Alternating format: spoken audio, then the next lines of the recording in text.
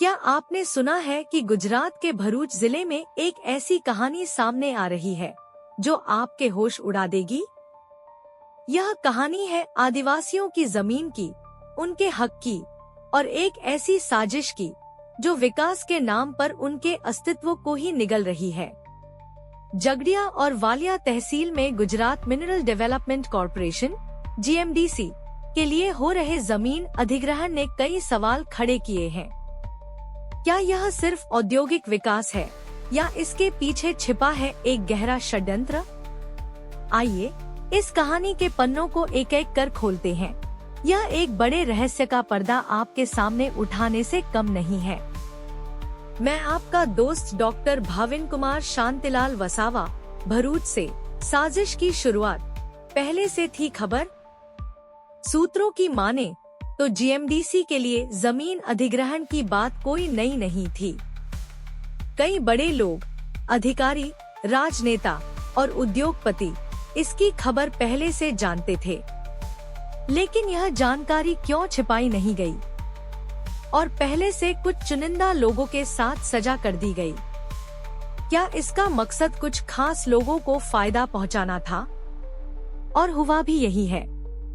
आरोप है कि इस जानकारी का इस्तेमाल कर कई गैर आदिवासियों ने सस्ते दामों पर इन क्षेत्रों में बड़ी मात्रा में जमीनें खरीद ली। योजना यह थी कि बाद में यही जमीन सरकार को ऊंचे दामों पर बेचकर मोटा मुनाफा कमाया जाए। सोचिए, यह कितना सुनियोजित खेल हो सकता है। एक तरफ कुछ लोग जमीन खरीदकर अमीर बनने की राह पर हैं, तो दूसरी तरफ आदिवासी समुदाय अपनी पुश्तैनी जमीन खोने की कगार पर है। क्या यह सिर्फ संयोग है या इसके पीछे कोई बड़ा मकसद? आदिवासी बनाम गैर आदिवासी बंटवारे की साजिश। इस पूरे खेल का एक और खतरनाक पहलू है लोगों को बांटना। जिन गैर आदिवासियों ने जमीनें खरीदी, वे अब GMDC के पक्ष में खड़े हो सकते हैं। क्यों? क्योंकि वे अपनी जमीन की कीमत जंतरी बढ़वाकर उसे सरकार को बेचना चाहते हैं। यह उनके लिए निवेश का सुनहरा मौका है। लेकिन दूसरी तरफ आदिवासी समुदाय और बरसों से इस जमीन पर रहने वाले लोग क्या खो रहे हैं? वे खो रहे हैं अपनी जड़ें, अपनी आजीविका और अपनी पहचान। क्या यह साजिश आदिवासियों को उनकी ही जमीन से बेदखल करने की नहीं है?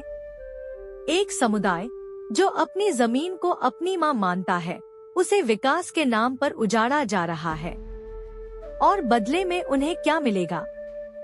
शायद कुछ पैसे और एक छोटा सा प्लॉट जो उनकी जरूरतों को पूरा भी नहीं करेगा। क्या यह न्याय है? संविधान का उल्लंघन, आदिवासियों के हक पर डाका।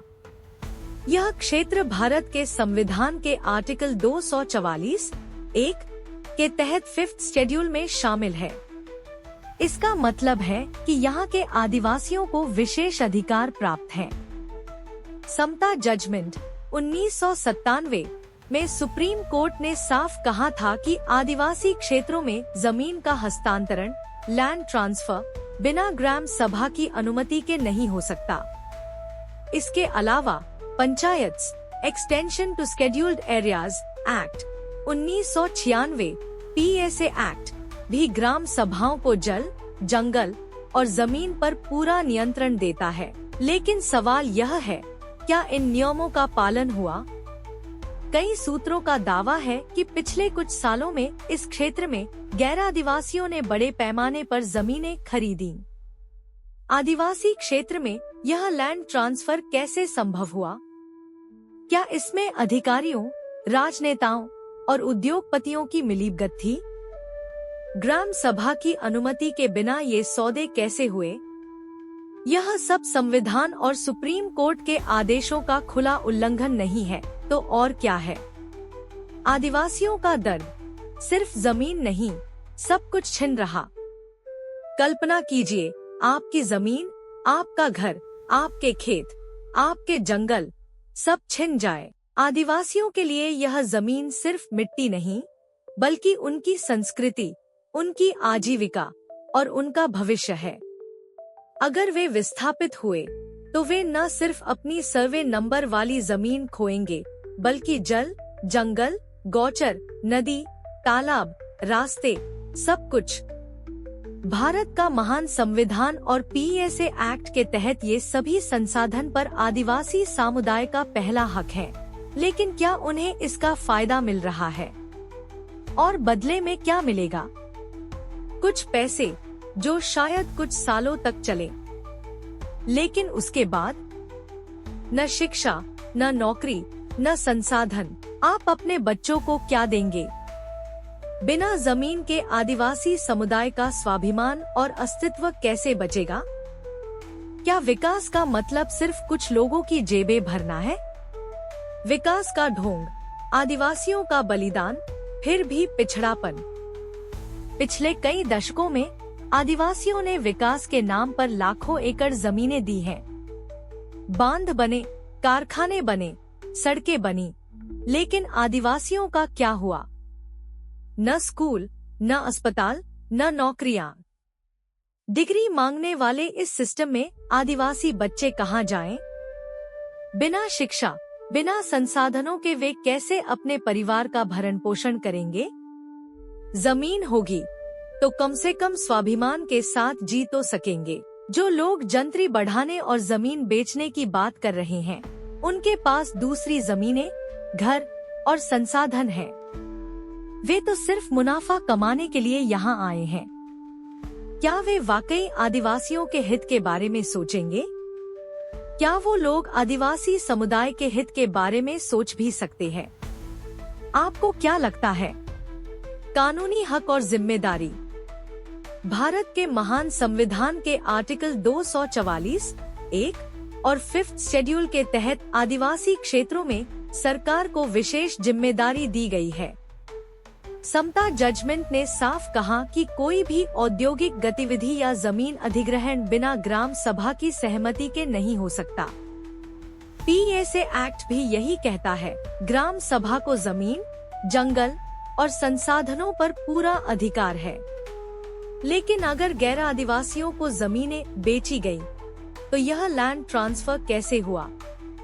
क्या यह संविधान का उल्लंघन नहीं है?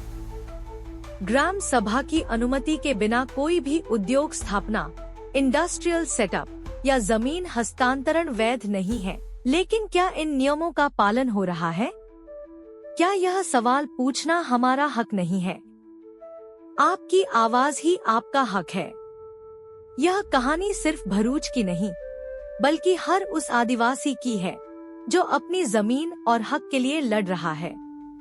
क्या हम चुप रहेंगे जब हमारे भाई बहनों, बच्चों और परिवारों का सब कुछ छीना जा रहा है?